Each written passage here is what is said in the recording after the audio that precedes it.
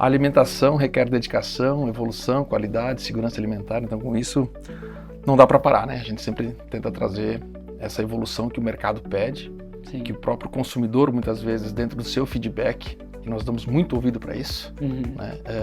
É importante, porque isso cada vez mais faz com que você qualifique o seu produto.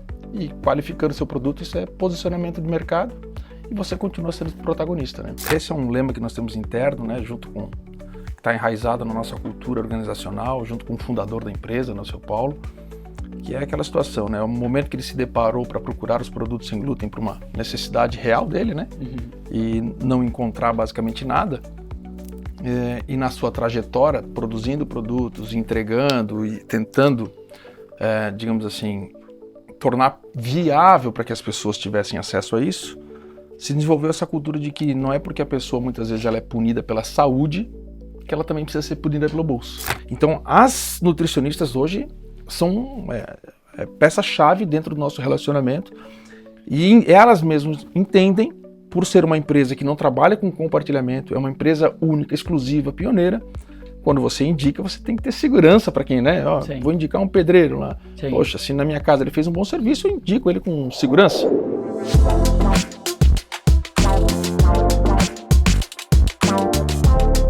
Sejam muito bem-vindos a mais um ApoCast. Eu sou Eduardo da Luz, sócio e fundador do Universo Apo. Hoje temos o prazer de receber o Wesley. Deixa o sobrenome com você. Karkuzewski. Esse mesmo. CEO da Amina Alimentos. Acredito que todos vocês que não tenham pensem assim, quem que é, pesquisem que vocês já comeram alguma coisa deles. Tenho certeza absoluta.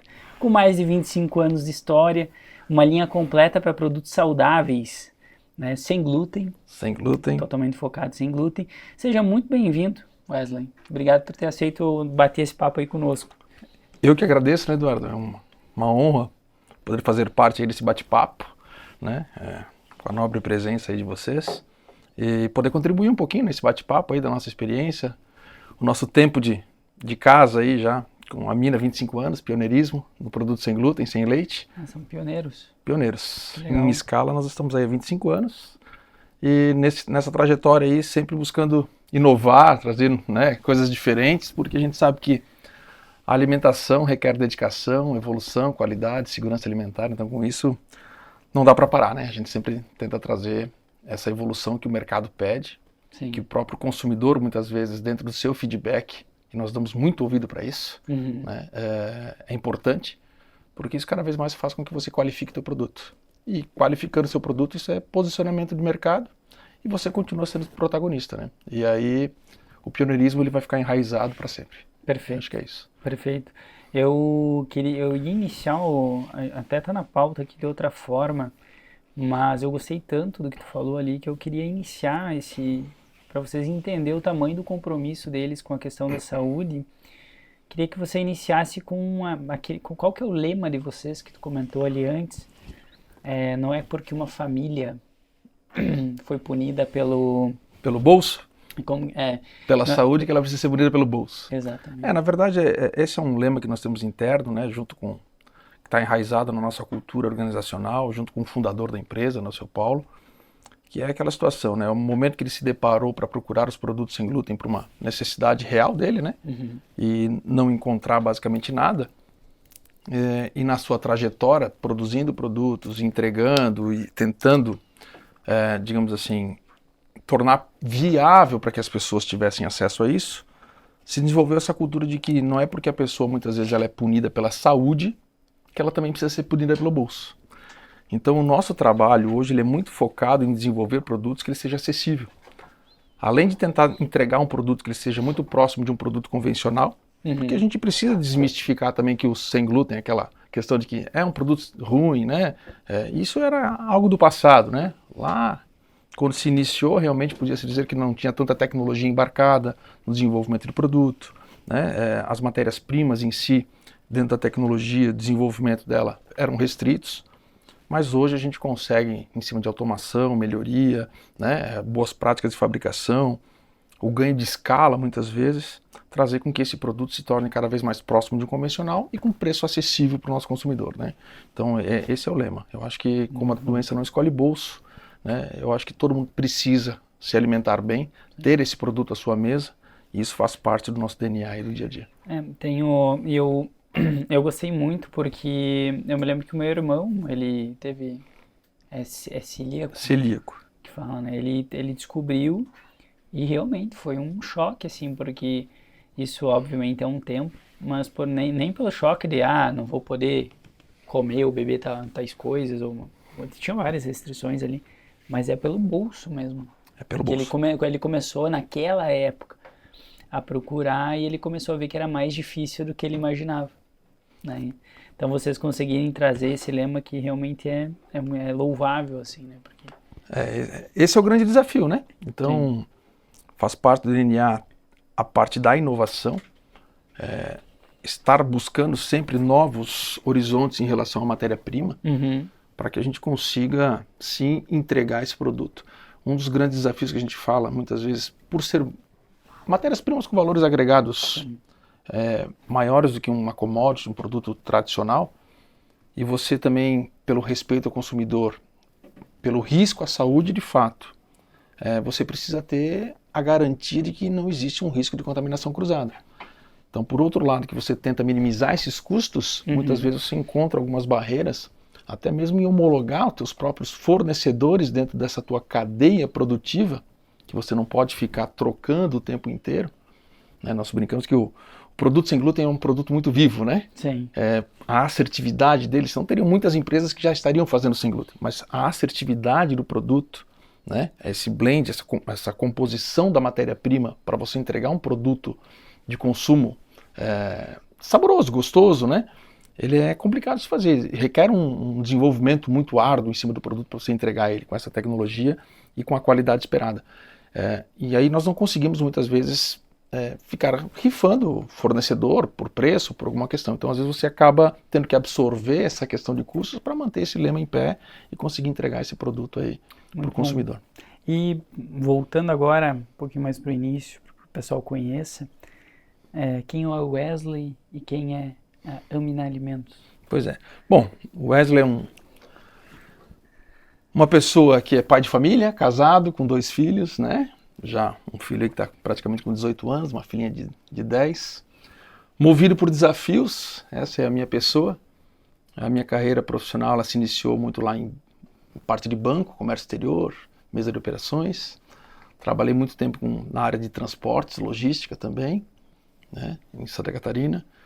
Posteriormente assumi um grande desafio na parte de telecomunicações, então eu mudei muito da área. E nos últimos 6 anos retornamos então para casa, vamos dizer assim, para Blumenau, onde de fato é a sede, né, onde tudo começou da Amina, por ser uma empresa também. Amina, né, Amina sem glúten. E dentro disso, nesses últimos 6 anos, então estou como CEO da empresa, buscando um novo conceito de mercado, um novo modelo de trabalho, porque requer inovação, né? Então a empresa, digamos assim, teve novos horizontes, reciclou um pouco a visão do que precisava para esse mercado. Isso faz parte de qualquer processo, né? Isso tá junto lá com o fundador da empresa, o Sr. Paulo. E a Amina, nesses 25 anos, então, nessa transição, hoje trabalha com mais de 70 SKUs, começou lá atrás, fazendo um pãozinho de modo artesanal, entregando, né, de forma até gratuita no início, Sim. Porque foi por uma necessidade muito particular do próprio Paulo, mas ali surgiu a oportunidade dele, então, de,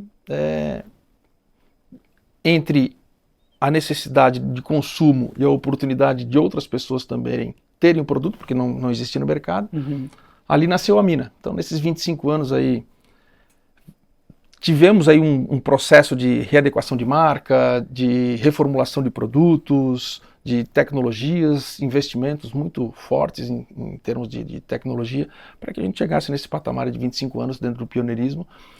E hoje, se olharmos para o mercado, aí você, a nível nacional, você quase que conta nos dedos aí as empresas de porte que trabalham nesse segmento, né? Então a gente fica muito feliz aí no caminho trilhado, né, pelo legado que se ficou da última gestão, pelos últimos 6 anos aí que nós estamos trabalhando forte e rumo aí aos novos desafios aí de mercado. Legal. Eu tava com Amina Mas então não tem. Não tem o assentivo. Não tem. Não tem. Então tá tudo certo, vou corrigir. É, o sem glúten eu fiquei curioso com isso, porque ele te limita um pouco o mix, né? Isso não é uma dificuldade dentro da indústria?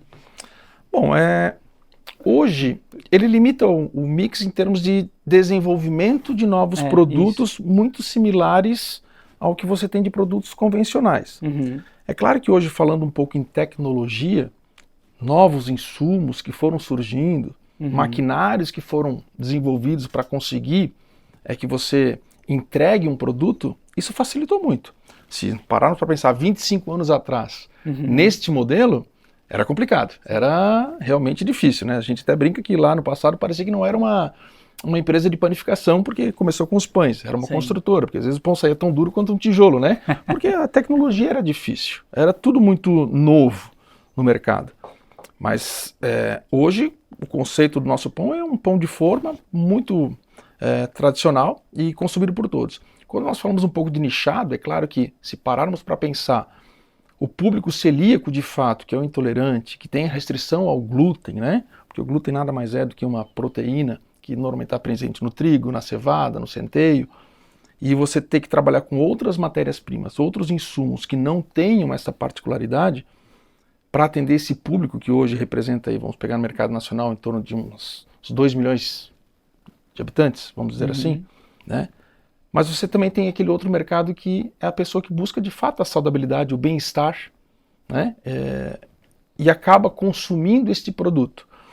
Isso então facilita um pouco, porque você começa a pegar esse outro nicho de mercado, e aí você começa a trazer um pouco para o jogo a questão da escala.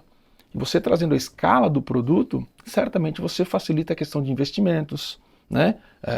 A tua própria logística fica mais apurada, o conceito para quem compra, as redes, atacadistas, isso também facilita. Mas o nosso grande desafio de fato é tornar um produto muito próximo de um produto convencional, mas respeitando a saudabilidade e a contaminação, né? Então ele não pode ter o glúten. E esse é o grande desafio, por isso que hoje é um departamento muito complexo dentro da empresa, que é o nosso P&D, junto com a qualidade. Eles caminham muito juntos em relação a isso, para poder entregar.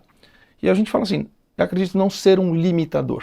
O que a gente só respeita temos que entregar um produto que seja seguro e com qualidade. Entregar por entregar para se aventurar no mercado, eu acho que seria muito manchar a empresa como pioneira para dizer que nós temos mais um outro produto apenas no mercado. Isso eu acho que dentro de um conceito não faz parte do nosso DNA. Muito bom. Já me respondeu a segunda pergunta, se pretendem seguir para mercados com glúten. Hoje não, né? Nunca diga nunca, né? Até porque assim, a nossa planta hoje ela é 100% única e exclusiva para a produção de produtos sem glúten. A contaminação cruzada ela é muito sensível, né? O simples fato de você ter produtos ou o risco de transportar produtos, determinados insumos dentro de mesmos veículos, isso pode acarretar de uma contaminação cruzada, principalmente quando se fala em matéria-prima. Quando você já está com um produto embalado, fechado, a embalagem propícia para isso e tal, o risco é mínimo, né? Mas quando você compartilha, principalmente em algumas indústrias, equipamentos com insumos que possam ter o risco do glúten, aí é um complicador. Aí você coloca em segurança alimentar a questão para quem tem necessidade. Porque às vezes é ato falho e realmente risco à saúde iminente, né? Então, por isso que hoje a gente entende o seguinte, o nosso core, o nosso trabalho, o foco, o desenvolvimento é o sem glúten. A gente vai amadurecendo como empresa, a gente vai entendendo a importância do foco, né? Não, é isso que a gente faz, acabou. Foco, faça bem feito o que você tem ali, a sua fatia de mercado é essa, respeite ela, né? Tem muito mercado ainda, o mercado aí fora ele é novo, nós falamos aí de 25 anos, né? Um mercado de 25 anos, ele é muito novo. E bom, e um mercado bom de produtos que outras pessoas buscam, eu acho que o que uns 5 anos, 10 anos, quem sabe? Eu digo que o mercado... Porque eu fui volto a dizer, eu uso meu irmão de exemplo, porque é a pessoa mais próxima. Que vou na casa dele e tem pães, e são macios. E a primeira vez que eu fui, eu falei, meu Deus, vou comer pão, vai estar duro. E não, bom. Muito próximo do pão convencional. Muito próximo do pão convencional. Então, é justamente essa saudabilidade que está na mesa do consumidor do dia a dia, essa opção que ele traz. né? Para que ele tenha o bem-estar com ele mesmo, Sim. se sinta bem, né? Tem muitos benefícios comprovados em relação a extinguir o glúten, digamos, do seu dia a dia, vamos dizer assim. E isso faz com que você tenha esse teu produto, digamos, à mesa, de forma mais acessível. E vamos colocar aí, que você falou em tempo, né? De fato, assim, se nós pararmos para pensar em SKU, se ampliou, abriu-se um leque muito maior dos últimos 10 anos. Nos últimos 10 anos ele foi muito agressivo, né? Então, isso faz com que melhore, inclusive, a aceitação do produto lá fora. Sim. Né? E a gente até brinca, né? É importante que vocês tenham concorrentes, é ruim, é bom. A gente fala, para nós é excelente que se tenha outros concorrentes. Porque quanto mais difundido a questão de produtos sem glúten, aumenta o mercado, mais em evidência ele vai estar. Isso então é muito importante. A briga ela se encontra na qualidade, não na quantidade de clientes que se tem por aí. Então, e esse é o escopo que se está na mesa hoje dos últimos 10 anos. E como foi para ti sair, porque tu comentou da telecomunicações, que imagino que foi a última experiência, e cair nesse mundo de alimentos e principalmente bem nichado ou sem glúten? Deve ter sido uma transição não tão simples, né? Eu digo que ela não foi simples, mas ela foi gostosa de ser feita, né? Não só por lidar com o alimento, Sim. mas é que quando você entra nesse mercado, primeiro ponto, quando você mergulha lá, a imagem para qualquer produto que você vai vender, eu tenho um conceito, você tem que ter respeito pelo seu consumidor. Entenda ele, busque entender o que o teu consumidor está precisando e se você tem capacidade de entregar isso para ele da melhor maneira possível. Isso seja em telecomunicações, isso seja em qualquer outra frente. O grande segredo que eu digo é, conheça o seu mercado e conheça a sua estrutura como ela é. Então é importante quando entrar, conhecer desde baixo para cima, conhecer tudo. Porque no fundo não é você que faça, são as pessoas, é seu time, a sua equipe, né? Você é apenas ali um formador, né? Dentro dos processos para que eles se tornem fáceis. Então você é basicamente um facilitador para aquilo tudo. Mas entender, claro, que no início os maquinários específicos, né? Os processos e como implementar, isso dói um pouquinho porque é o teu dia a dia, aquela prática, né? Então você tem que estar presente dentro do processo e entender como é que funciona. Mas quando você se cerca de bons profissionais, eles acabam dando aula para vocês, tem muito para aprender com isso. Sim. Né? A questão é a dedicação, o tempo que você tem que estar para que isso aconteça. E eu acho que isso não faltou, né? Nós conseguimos fazer essa transição muito boa e demonstrou aí nesses últimos 5 anos realmente que a empresa aí praticamente quintuplicou de tamanho. E isso foi um reflexo de um trabalho em conjunto com todos, de uma nova guinada, de um novo conceito da empresa e vem dando certo. Muito bom, muito bom. Tu vai falando, eu vou anotando algumas coisas aqui para tirar dúvidas. Vamos, porque para mim é um mercado, não é um mercado que a única coisa que eu consumo sem glúten é aquela cerveja da Stella. Que depois que eu encontrei ela foi maravilhosa. Assim, muito boa. E eu sou consumidor também. Porque literalmente não estufa. E quando me falaram a primeira vez, eu falei, não, frescura. Rapaz, tomar cerveja vai dar diferença. Tem o seu fundo de verdade. Tem o seu fundo de verdade. Não dificulta lá no PDV, porque vocês têm, por exemplo, eu estou pegando aqui na frente, vocês têm esse pão. Ele, naturalmente, se a gente quer instigar o mercado a consumir mais produtos sem glúten, que são produtos mais saudáveis, te incham menos, te estufam menos, tem vários benefícios nisso. Ele não deveria ficar junto com os outros pães, por exemplo? Eu vejo que ele fica num corredor específico que a gente comentou antes, do corredor saudável.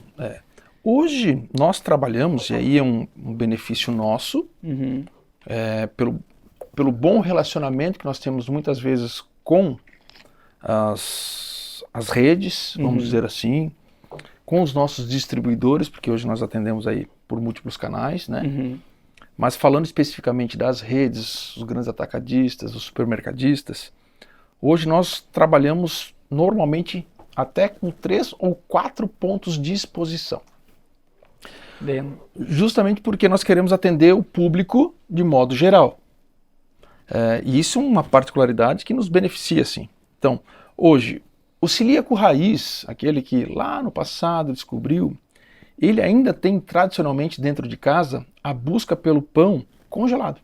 Então nós temos a nossa linha do pão congelado. Então ele frequenta lá no congelador específico o pão, porque ele pega esse pãozinho, leva para casa congelado, e nem sempre todo mundo na casa é celíaco, e ele não vai comer um pão todo no dia. Então ele acaba descongelando no dia 2 fatiazinhas, no outro dia ele descongela mais 2, e ele vai consumindo esse produto. E lá atrás também tinha uma outra particularidade. Como era muito difícil de você encontrar, quando o consumidor encontrava, o que ele fazia? Ele comprava mais para estocar. Né? Então ele levava para casa, congelava e ele tinha, agora eu tenho pão para o mês. Né? E isso virou assim, quase que um rito, né? De quem era lá no passado, ou que continua sendo celíaco, mas continuou com essas premissas.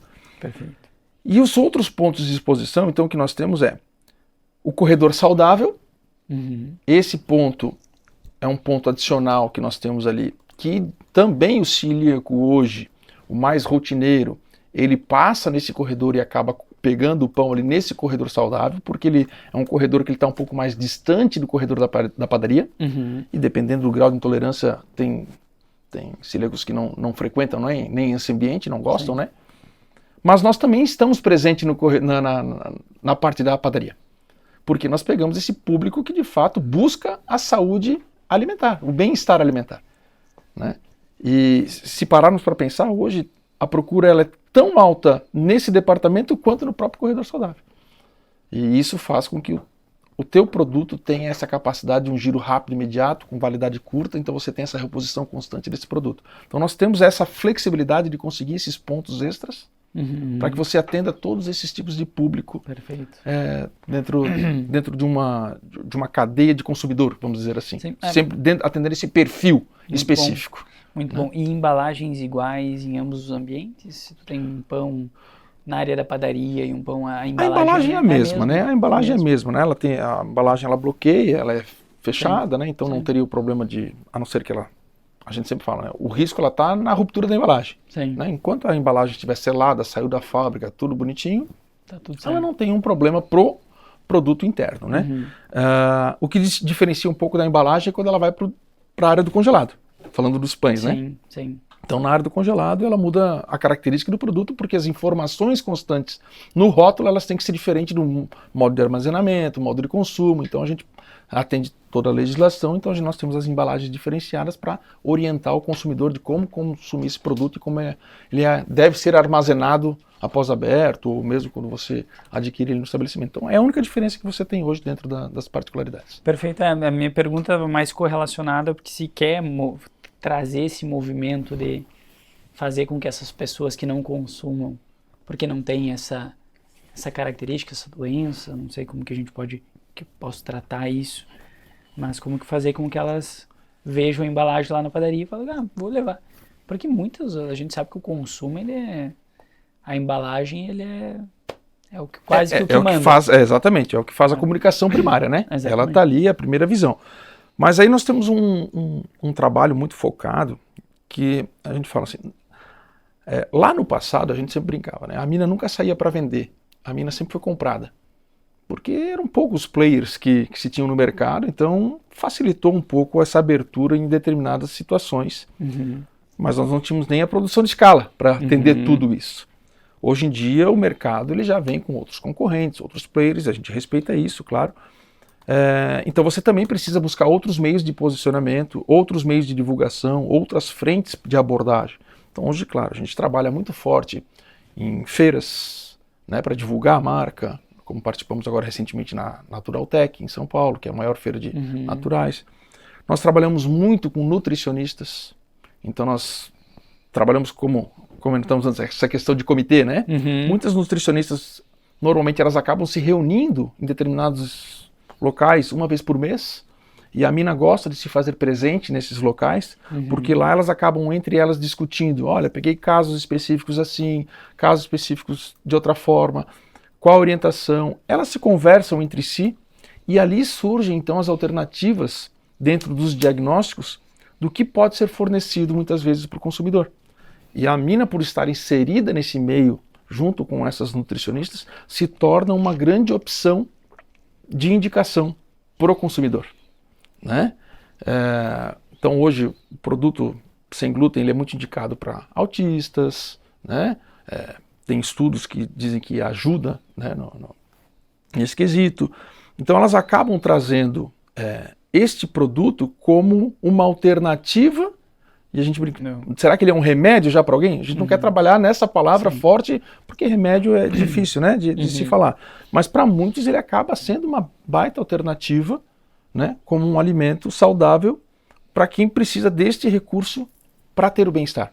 Então as nutricionistas hoje são peça-chave dentro do nosso relacionamento e elas mesmas entendem, por ser uma empresa que não trabalha com compartilhamento, é uma empresa única, exclusiva, pioneira, quando você indica, você tem que ter segurança para quem, né? Ó, vou indicar um pedreiro lá. Sim. Poxa, se na minha casa ele fez um bom serviço, eu indico ele com segurança. Sim. Né? Olha, eu tenho um Uber lá, trabalha muito bem, um motorista, qualquer outro profissional. Da mesma forma, acaba sendo com a marca Mina. Então esse relacionamento muito próximo é bom. Né? Claro que a gente também trabalha com influenciadores, mas o primordial que a gente gosta muito de trabalhar, que é aquela história assim, tem que sentir, é o prazer, é degustação.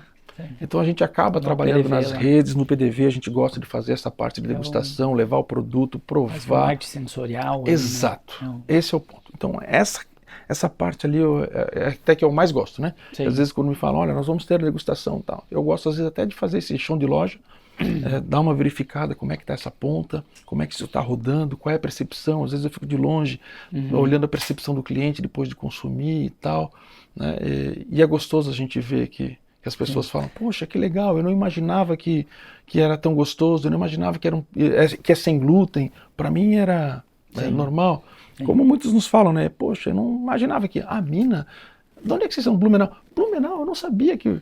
E aí a gente fica até com aquela dorzinha, dizendo assim, poxa, acho que nós somos pioneiros. A gente precisa melhorar um pouquinho essa comunicação, ainda falam, né? Porque tem muito trabalho ainda pela frente. Tu vai falando, vou anotando. Eu queria entender o porquê tu comentou até... Eu já ouvi te falar disso, né, anteriormente até, mas por que o não tanto a favor a ideia de corredor saudável? Eu digo assim, não é uma questão de corredor saudável ou a nomenclatura ser utilizada, né? É que a gente sempre coloca que dentro daquele corredor saudável, se você pegar N produtos e você for a fundo, olhar no rótulo o que você tem dentro ou o que está sendo colocado dentro daquele produto para que você tenha ou um shelf life, ou um sabor, um aromatizante, ou o que possa estar lá dentro. Não necessariamente ele especifica que é um produto 100% saudável. Né? E eu digo que às vezes ele está mais por uma restrição alimentar para alguns do que de puro e fato saudável. Né? Então, não necessariamente eu preciso consumir um produto diet.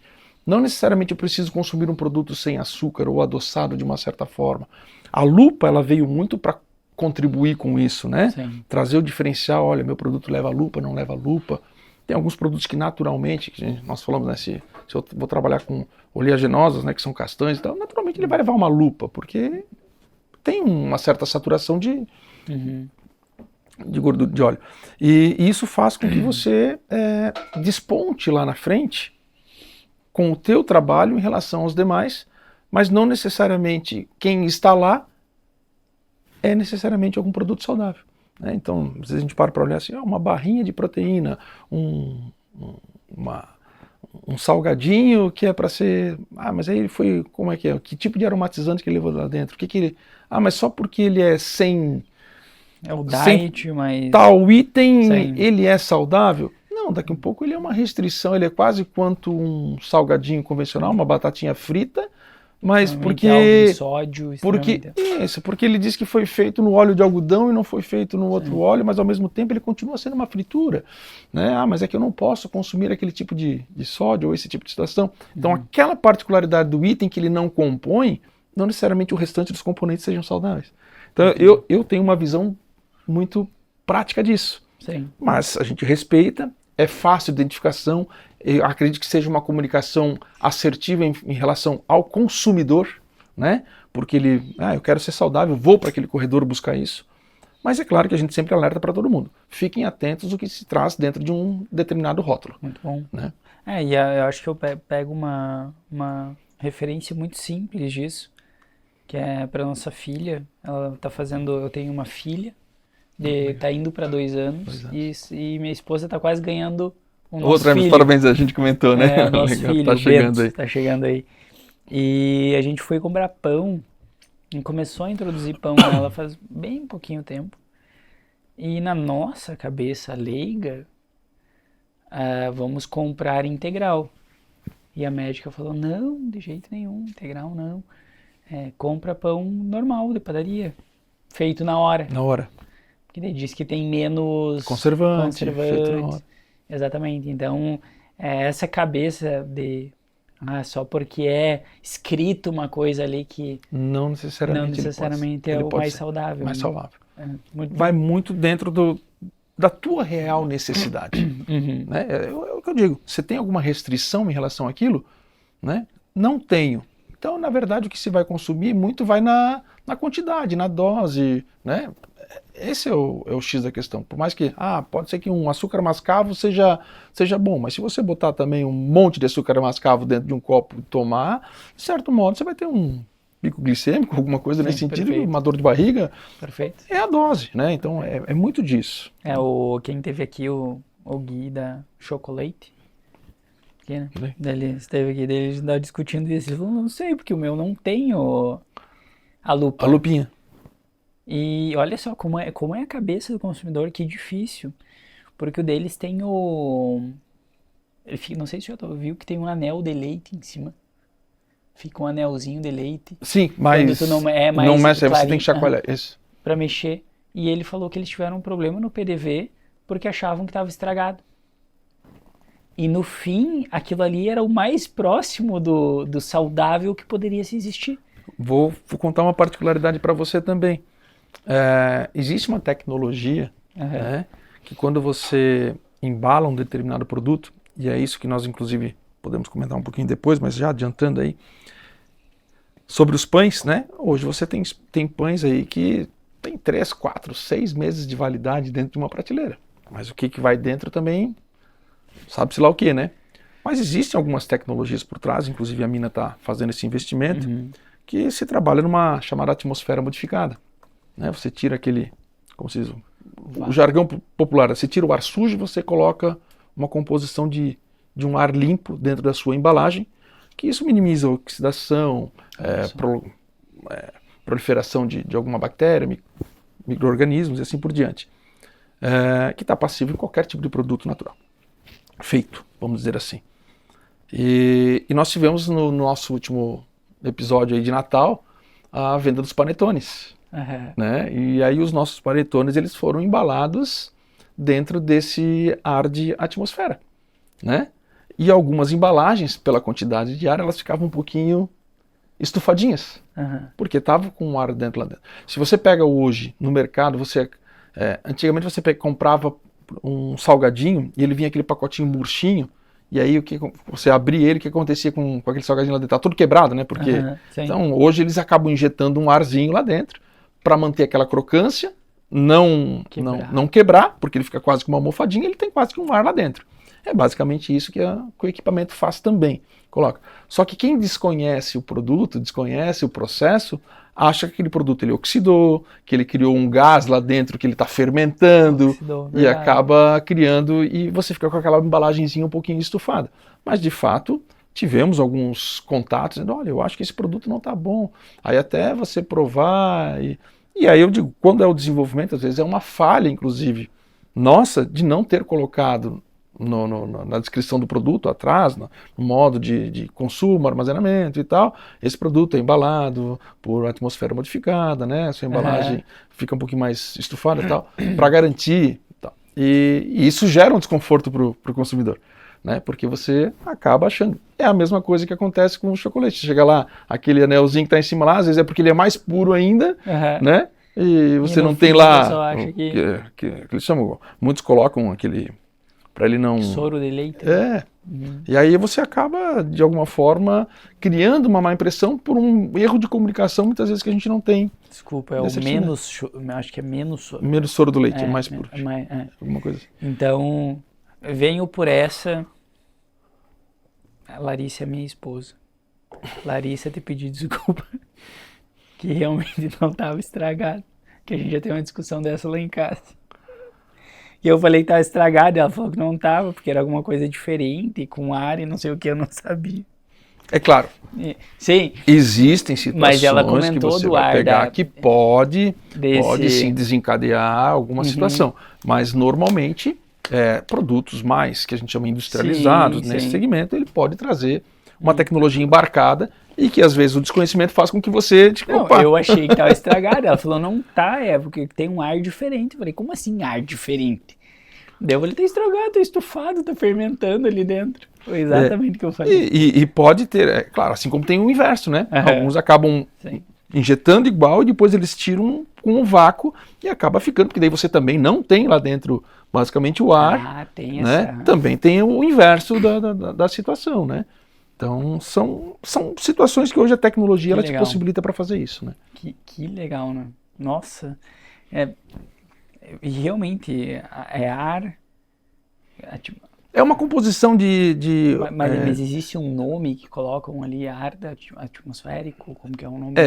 Hoje, comumente no mercado, chama-se ATM, né? Atmosfera modificada. Então, é uma composição de, se não me engano, CO2 com nitrogênio. Aí você tem uma certa proporção. Eu agora de cabeça não sei, daí eu teria que ver junto com a área de desenvolvimento, que é a prática deles. Eu não posso estar falando besteira aqui agora. Pode estar evitando algumas brigas aí nas casas. Ó. Existe mesmo isso daí, gente. É isso aí. Mas quando entra na parte de nutricionistas ali que tu comentou também, a gente vem tendo discussões com algumas indústrias sobre a importância de levar serviços, porque a indústria eu vejo que tem dois grandes desafios, né? Porque tu tem tanto que cuidar do teu B2B, quanto também da ponta lá, sell-in e sell-out, né? Tu tem os dois desafios, o consumidor final e o teu B2B que revende o teu produto. São dois desafios. Quando tu pega os nutricionistas, existe algum trabalho específico, além desses treinamentos e tudo que vocês estendem a mão para eles e falam assim, ó, estamos aqui para ajudar vocês? Como se fosse para gerar algum vínculo psicológico, alguma coisa nesse sentido, e volto a reforçar a minha pergunta, porque a gente vem defendendo cada vez mais que uma das vantagens competitivas da indústria é o serviço no futuro.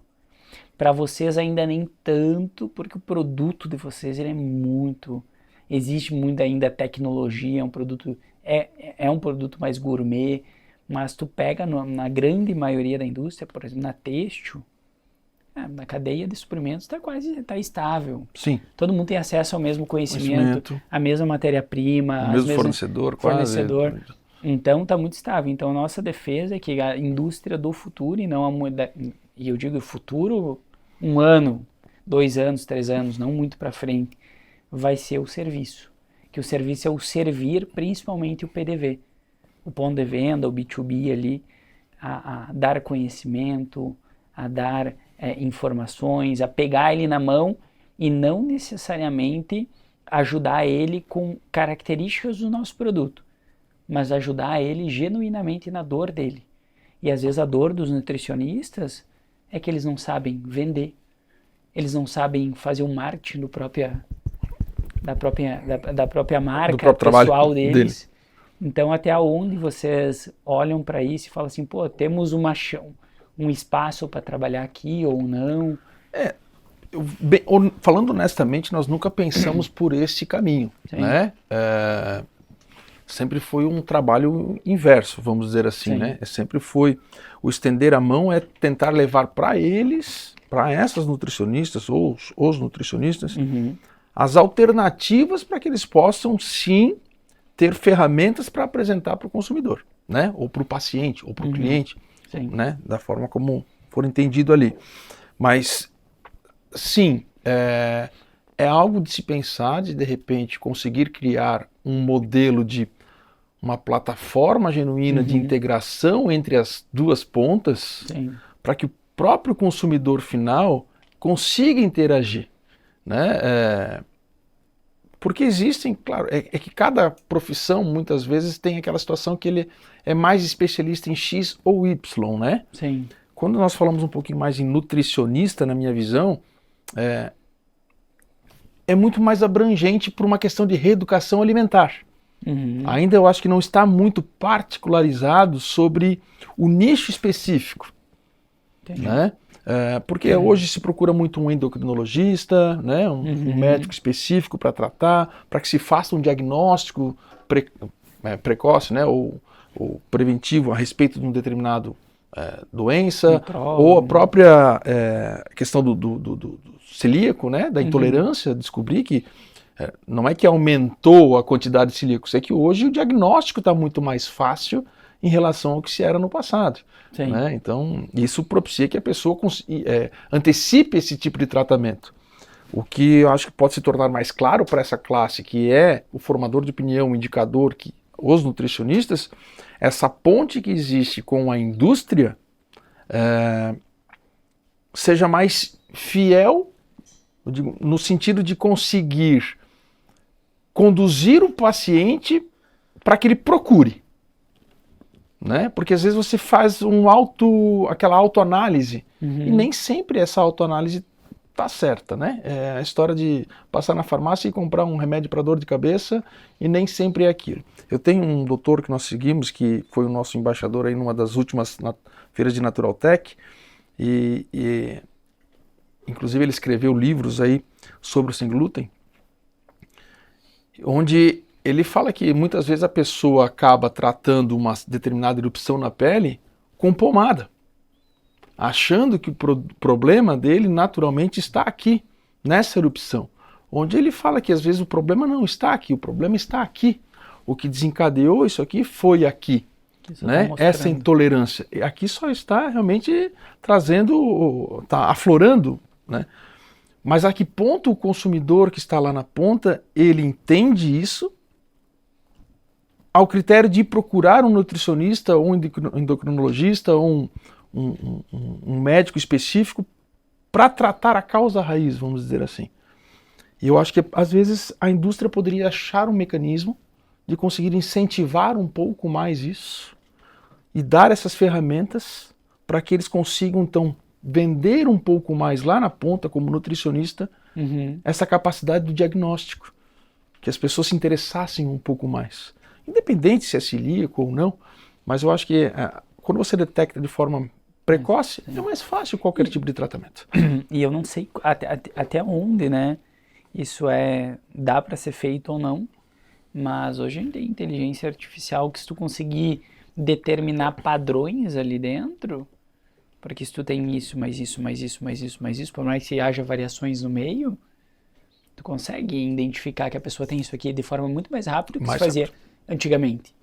E eu falo isso por nós, que nós temos uma IA aqui que ela define padrões de conversa de muitas padrões que antes a gente nunca conseguiria identificar. Sim. E hoje ela consegue juntar esses padrões, por exemplo, de falas de clientes.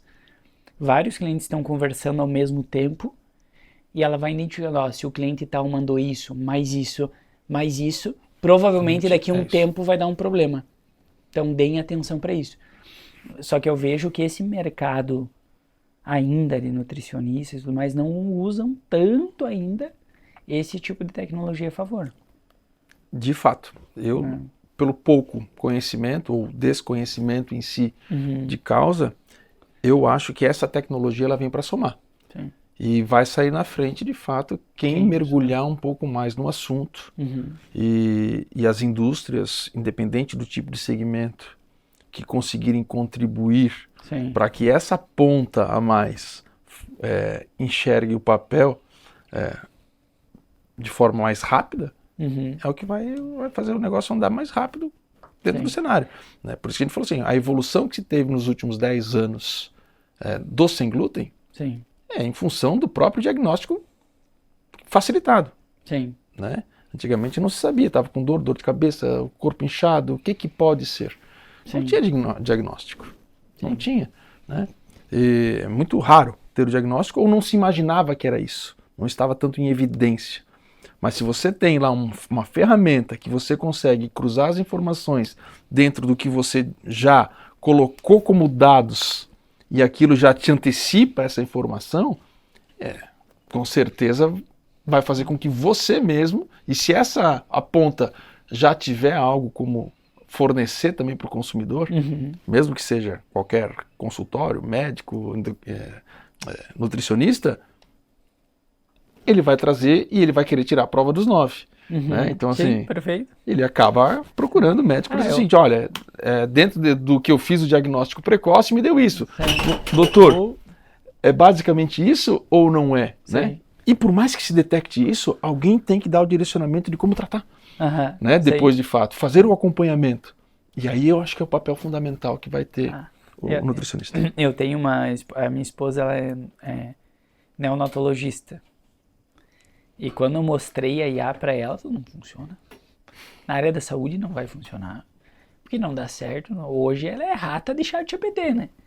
E eu falei, é isso. Não quer dizer que tu vai ser melhor. Ela vai potencializar o que tu tem de bom. É um facilitador. Né? Mas também se tu é uma pessoa ruim, vai potencializar o que tu tem de ruim também. Então a bagagem não necessariamente não vai ter que ter. Tu tem que ter bagagem para usar bem aquilo ali. Entendeu? A IA não me torna um médico. Exatamente. Né? Perfeito. Ela não vai me tornar um médico. Ela não vai me tornar um nutricionista. Perfeito. Mas se você tem o know-how e essa ferramenta ela é o facilitador para isso, sim, você agiliza muito mais essa informação. Sim. Mas, e volto a dizer, a minha pergunta foi justamente nessa visão de indústria e o meio da venda para o consumidor final, que é o B2B aqui. Por quê? Porque ainda, no meu ponto de vista, a indústria tem uma responsabilidade bem grande quanto à educação desse B2B aqui. E quando eu falo educação do B2B, não é só educação correlacionada ao produto. É educação correlacionada a outras coisas do meio que faz com que aquele B2B venda mais, que saiba usufruir mais. Isso. Até eu vou fazer um parênteses aqui, vou colocar. Nós tivemos agora recentemente na feira em Nova York, na NRF, né? Sim. Junto com o pessoal lá, com o Thiago, nossos amigos e tal. Sim. Olhando francamente, seria dizer assim, poxa, é a maior feira do varejo.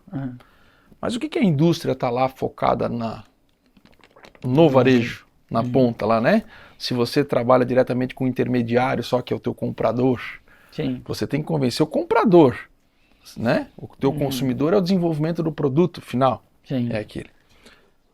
É a questão de você ter que entender como é que é o seu consumidor final, sim, para que você possa chegar no teu intermediário, que é esse comprador da rede, que é esse cara que cuida do corredor saudável, com a sua argumentação sobre o que você convenceu o seu consumidor final, para convencê-lo a ter o teu produto na gôndola. Sim. Né? Por que de fato aquele consumidor final vai procurar este produto aqui? Sim. Que caminho que ele teve para chegar na conclusão de que ele precisa consumir este produto hoje? Que diagnóstico ele teve para consumir este produto hoje? Sim. E ele precisa ter o canal de onde encontrar esse produto. E o varejo, o rede, esse é o canal muitas vezes que precisa. Então entender, sim, o seu consumidor final, o teu B2C, está lá na ponta, ver como ele se comporta, quais são as reações, deixar claro para ele, não só sobre o teu produto, mas o comportamento, sobre o que ele tem, sim, não o que o produto fornece. Sim, perfeito. Né? Porque o diagnóstico é dele, não do produto. Sim. O produto vai ser o facilitador para, de repente, um bem-estar. Sim. Mas para ele, sim, né? Porque se você está com uma dor de cabeça ou uma dor no pé, você vai procurar um determinado remédio para aquilo conforme o seu diagnóstico. Sim, sim, perfeito. Mas para chegar naquele diagnóstico, ele vai ter que saber qual médico procurar, o que ele tem que fazer, como é que ele vai ter que fazer, entender aquele consumidor para que ele possa fazer esse caminho inverso. E eu acho que uma das formas que tu faz isso, e tu comentou antes ali, que eu acho maravilhosa, é o pior lugar para você gerenciar uma empresa é atrás de uma mesa, né? Então, tu está lá no cliente, tu está lá no ponto de venda. A gente fala, chão de loja. O chão de loja é o entender. Hoje é um trabalho que nós fizemos muito forte. Hoje, praticamente, nós não trabalhamos com estoque. Nossa demanda ela é de acordo com a solicitação de pedidos. Então, nós temos já um trabalho muito focado nessa cadeia de vendas para que nós tenhamos o mínimo de estoque possível para que esse produto sempre saia o mais fresco possível dentro da fábrica, né? Com um shelf life sempre saudável, vamos dizer assim, dentro da cadeia. Mas o grande segredo é que nós estamos de fato com uma cadeia muito integrada. Então esse produto, quando ele sai, o acompanhamento dele, porque hoje, qualquer forma, nós temos um acompanhamento desde da compra da matéria-prima, esse rastreio de lote, até esse lote final que vai na mesa do consumidor, que precisa saber esse rastreio. A nossa logística integrada ela é muito apurada.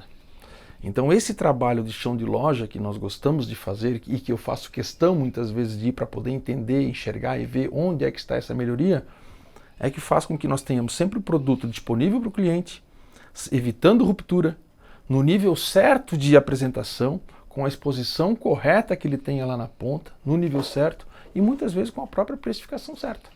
Porque a gente também tem que acompanhar isso. É uma visão de que, é aquele lema, tem que estar com um valor certo lá na ponta. Mas por que às vezes meu produto não vende? Porque dependendo do estabelecimento, um markup acima do normal, né, fora da curva, uma exposição errada de um produto lá na frente. Já aconteceu de nosso produto, de certo modo, o comprador falar, pô, não vendeu nada. Mas como não vendeu nada? Não é normal não vender nada do produto. E aí nós fomos olhar, o nosso produto tinha sido modificado de lugar pelo planograma, foi colocado num rodapé e chegou uma outra empresa e botou um expositor bem na frente. E todo mundo procurando o produto, onde é que está, onde é que está, onde é que está, onde é que está. Mesmo que fosse para trocar, que era pão, porque não vendeu, não apareceu nada no checkout, no acompanhamento e tal. Sim. No sellout ali olhando. Botar lá embaixo escondido porque alguém mudou, tirou, botou. Então esse acompanhamento está no DNA de todo mundo. É tão gostoso de ver porque a gente olha às vezes os nossos colaboradores, aí nós temos alguns grupos assim e tal, eles acabam mandando foto, né? Eles chegam e mandam, eu estou aqui na rede e tal, aí ele bate foto, olha só que bacana a foto. Aqui está acabando o pão, vai abastecer amanhã. Aqui nesse display tem pouco bolinho, já está vendendo quase tudo. E essa cadeia ela é gostosa de fazer porque está todo mundo envolvido, né? Esse é o prazer de trabalhar quando você tem um propósito de entregar um produto de qualidade, mas não pelo simples fato de produzi-lo e ali terminou. É como ele de fato ele vai se comportar e chegar lá no final. Sim, perfeito. Às vezes alguns chegam lá na padaria e vão lá e eles apertam, o pãozinho tá molinho ainda, né? E mandam a mensagem, parabéns, essa produção dessa semana foi fantástica, né? Já vendeu tudo, já saiu. E isso dá mais sabor do trabalho, que eu digo, que a gente fala tudo que tem que ter sabor na empresa, dá sabor para que você tenha certeza que está no caminho certo. Perfeito. E esse chão de loja, esse chão de PDV, eu acho que ele vem de baixo para cima, de cima para baixo, e todos que vão, acho que acabam tendo essa cultura, e isso é muito gostoso de fazer. Perfeito. Nossa, muito bom. Esse é basicamente isso, é ser genuíno na ajuda. Exato. Né? Porque eu acredito muito no... Quando tu é genuíno na ajuda, tu automaticamente é retribuído. Porque precisa entender a dor da ponta também. Perfeito. Esse é o conceito. Perfeito. Entender a dor da ponta. Até que ponto nós conseguimos entender, né? Aí eu acho que é uma questão de feedback, pontas que tem que se conversar um pouco melhor para entender. E aí sim, eu acho que a indústria pode carregar um pouco mais de responsabilidade para tentar achar um ferramental para que aquilo aconteça lá também. Ferramental, serviço, educação. A gente é muito a favor da educação, né? Eu acho que a educação... Sem dúvida nenhuma. E cada vez mais a educação mais prática, que é aquilo ali que a gente falou, é problema, é discussão. E desenha a solução. Problema, discussão, desenha a solução. A gente fez, final de semana passado, com um cliente nosso, a gente fez um hackathon, não sei se você ouviu falar. Não. A gente une todas as pessoas da empresa, só que a gente forma squads de setores diferentes. Que daí um consegue contribuir com o outro. Daí a gente faz, por exemplo, 5 pessoas. É composta por comercial, marketing, produção, financeiro, TI, formou um squad. E aí são várias pessoas. Aí é um campeonato. Durante o dia todo, a gente divide por módulos. O primeiro módulo é só identificação de desafios e problemas dentro da empresa. Daí eles em conjunto e tem premiação no final, apresentação de pitch. É legal. Daí eles começam a discussão de todos os problemas. Depois da discussão do problema, que é 1 hora e pouco, 2 horas, 2 horas só de discussão de problema. E é muito engraçado como na discussão de problema já vem solução. Todo mundo já... Não, gente, é problema. É desafio. E aí vão discutindo. Daí depois é só solução. E depois, no último bloco, é MVP, desenho de como vai colocar isso daqui na segunda-feira em prática. E aí depois disso é a apresentação do pitch final.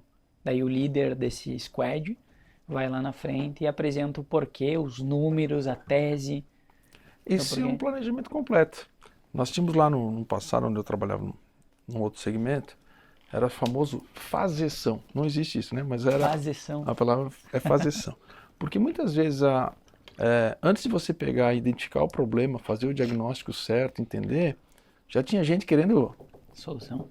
A solução ali. Então, às vezes, você estava lá na frente e tinha que voltar a estaca zero para resolver. Então, a gente fala assim, a gente está muito... O pessoal brincava, né? É muita fazeção. Sim. Parece que sai fazendo, abre a porteira e vai todo mundo para frente fazendo e de fato, aí fica muito na tentativa, acerto e erro, né? E nem sempre o diagnóstico, se ele fosse feito de uma certa forma, você encurtaria muito mais o tempo de solução, ou redução de custos, ou até mesmo o próprio nível de assertividade em cima daquilo ali, porque você tem de fato ali o diagnóstico muito mais pautado. Então, a sugestão sempre fica, né? Trabalhe um pouco mais no teu planejamento, no teu diagnóstico, antes de querer já propor tudo, né? Essa solução e aí que tá. Porque às vezes você vai colocar uma série de enxurradas, né? Então, senão não existiria os 5 porquês, né? Vamos lá. É bem boa. E que nunca chega no quinto, né? Porque tu sempre trava no terceiro, porque ali tu já trava, não sabe mais o que responder. Mas vamos voltar para aquela questão da gôndola ali. Eu até perguntei se tinha sido muito tempo, porque hoje geralmente a distribuição dos espaços, elas não é mais por prateleira. Tu tem, ou estou errado, é um espaço vertical que tu tem ali para... E justamente por esse... Tinha empresas que pegavam um pedacinho aqui embaixo e não faz sentido nenhum. Né? Isso depende muito de segmento e tipo de produto, né? É lógico que muitas vezes você vai correr na vertical ou vai correr na horizontal, determinada quantidade de SKU, sabores, tipo de produto que você tiver ali para poder colocar. A grande questão é que as próprias redes em si, elas já fornecem para você um determinado planograma. E o promotor que muitas vezes ele vai abastecer, ele tem que respeitar esse planograma. O X da questão é a ética que existe por trás de todo este trabalho. Nós lidamos com as pessoas, né? Sim. E nem todo mundo, às vezes, vai querer respeitar aquilo. É conveniente para mim querer colocar o meu produto na cara do gol. Daqui um pouco, o meu horário de abastecimento era um pouquinho mais tarde, eu vi o outro viu o espaço vazio, foi lá e colocou, né? E tomou o espaço, enquanto ninguém reclamar, tá lá, né? Ou estou com várias caixas, preciso colocar, às vezes acaba tirando o seu, colocando lá num espacinho que está mais vazio lá e deixa o meu aqui, porque o meu tinha 3 caixas a mais, eu não quero deixar lá atrás do depósito, senão eu vou ter que vir amanhã cedo, abastecer de novo e colocar e assim por diante. Então é claro, existem muitas situações por parte disso, concordo, tem um planograma, é para ser respeitado, mas a gente lida com pessoas, nem todo mundo vai querer fazer um trabalho certo, digno, correto, mas a gente está ali para respeitar, né? Eu acho que esse é o grande desafio, é fazer com que as pessoas entendam que se está ali, faça pelo justo, faça pelo correto, né? Você tem que brigar pelo seu espaço, sim, desde que ele seja determinado, tá ali, respeite e faça. E aí são situações como essa, às vezes colocou, tirou, como aconteceu já também, situações de você ir lá abastecer, bacana, tá tudo bonitinho, mandaram a foto, daqui a pouco vão lá, vai ter uma manutenção no freezer, aí todo mundo vão lá, tiram tudo por conta, levam para trás e depois arruma o freezer, ninguém abastece, fica lá e mas o produto não girou. Então são circunstâncias que a gente fala, se não acompanhar o PDV, se não acompanhar a ponta, não ajudar o varejo, não ajudar a rede, também fazer esse trabalho, né, que a gente sempre fala, delegar é uma coisa, delargar é outra, Perfeito. Né? Então é essa situação que a gente tem que trabalhar muito forte, é estar presente ali. Sem número você não gerencia nada, né? Sim. E a gente precisa, às vezes, a evidência, o número está ali, mas eu sou muito aquela questão da prova dos 9. Né? Dá uma olhadinha, refaz, vê de novo se está ali, pega o teu checklist, Sim. o preço está na gôndola, o preço não está na gôndola. O que você puder fazer para facilitar o teu consumidor no momento da procura, do encontro, do preço do teu produto, faça. Isso é um trabalho bem feito. É um trabalho de ponta a ponta. Não é só você que tem a ganhar, é a cadeia toda que ganha. Isso é muito importante. Perfeito. E já pegando até o próximo tópico, que é a questão do que vocês veem de tecnologia e IA, inteligência artificial para o mercado da indústria alimentícia, né? Pegando nesse gancho que tu falou, não existe algum tipo de... nós viajando aqui no pessoal da inovação, né?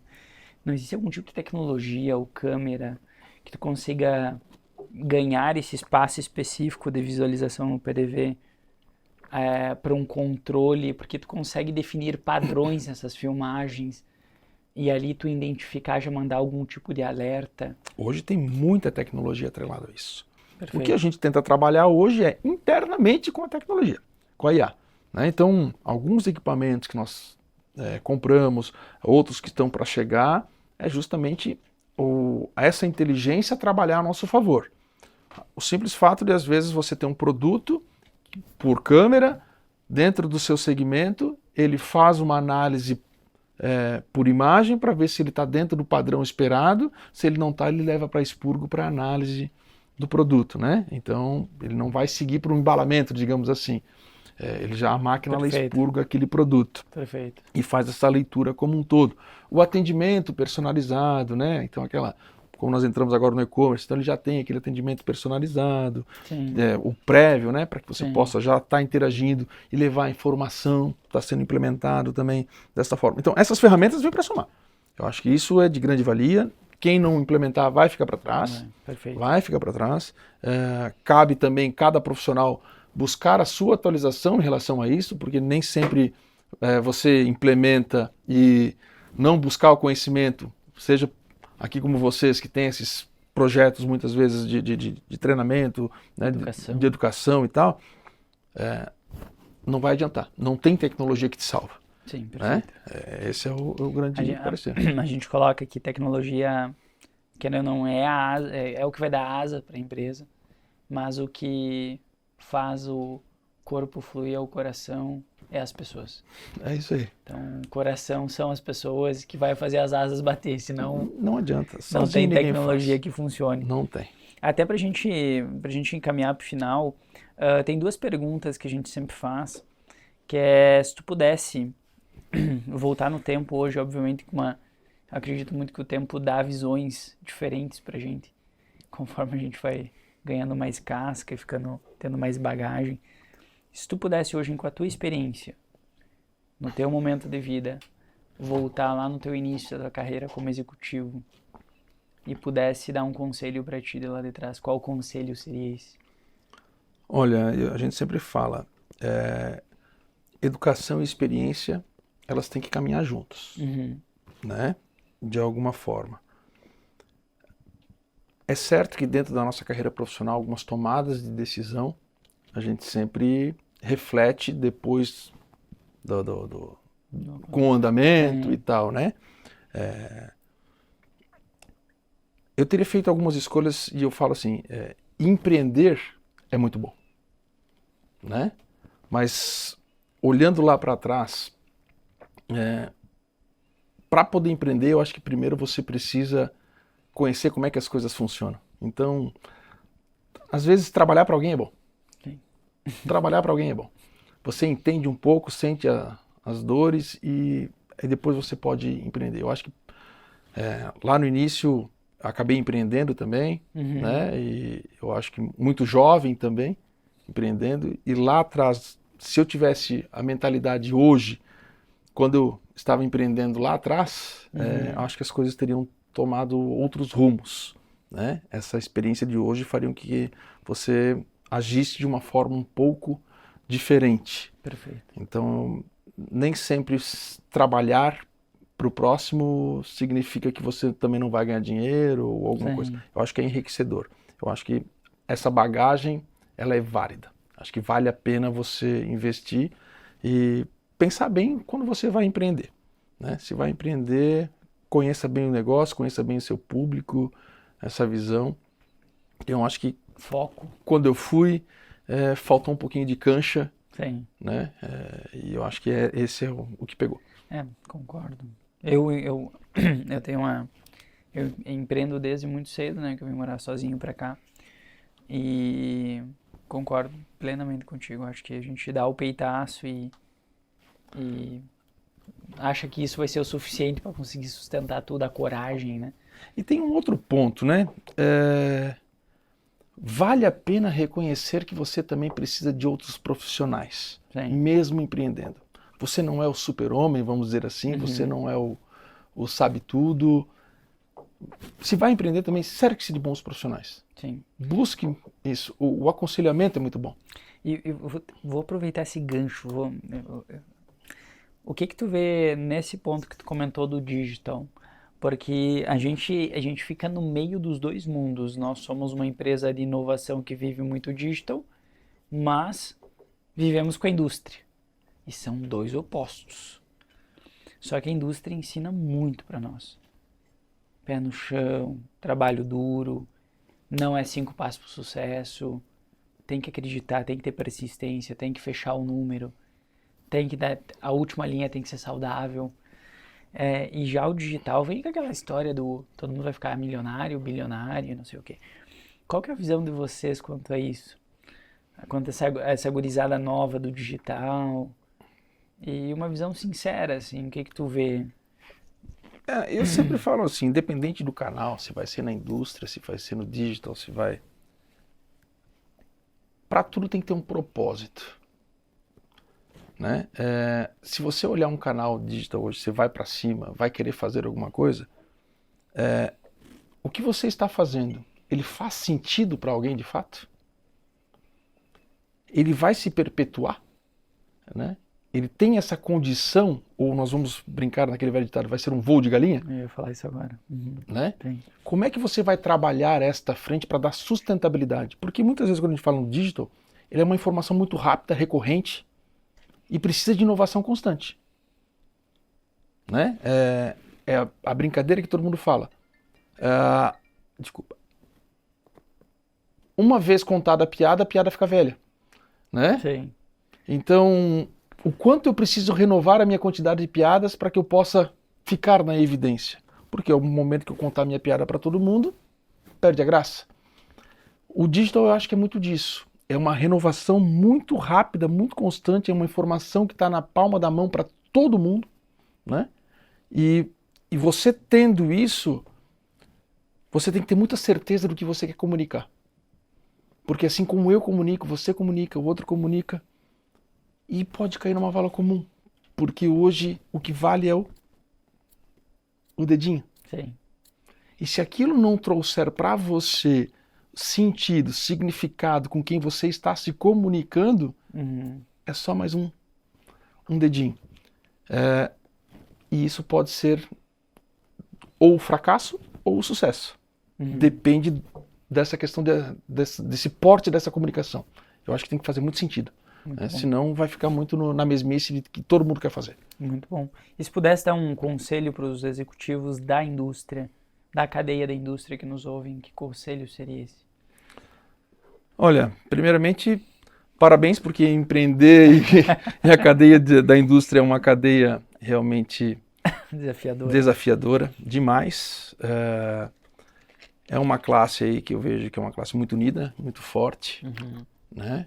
E precisa cada vez mais estar unida dentro desse segmento, porque querendo ou não é uma parte muito forte geradora e cuidadora da sociedade. Sim. Envolve muito lado social em relação a isso. Muitas famílias dependem desses negócios. Perfeito. Essa é a questão. É o nosso lema ali atrás, né? Crescimento é desconfortável. É isso aí. Esse é o nosso lema. Wesley, queria agradecer a presença. Muito obrigado. Obrigado, foi um prazer conversar, conhecer a história de vocês. Seja bem-vindo, quando quiser. Na terceira gravação já dá para ajudar a pagar boleto. Pode pedir música no Fantástico. Maravilha, é isso aí. Seja bem-vindo. Obrigado por ter aceito o convite. Eu que agradeço aí, né, a participação. Fico muito feliz e honrado em dividir aí o palco com um ilustre amigo, né, e pela condução magnífica aí, né, do bate-papo. A gente olha, passa tão rápido, né? A gente diz assim. 1h20 já. Querendo ou não, sempre a gente vem é o friozinho na barriga, né? Porque a gente sempre pega um público totalmente diferente. Mas eu convido a todos também aí que visitem a nossa rede social aí, né, da Amina, amina.com.br, nosso site lá, o Mundo Sem Glúten, onde podem encontrar os nossos produtos nas principais redes. Provem os nossos produtos, nos deem feedbacks, orientações, que a gente está aí também para servir vocês dentro do possível. Muito bom. Gente, e assim nós encerramos mais um Apocast. Valeu! Abraço!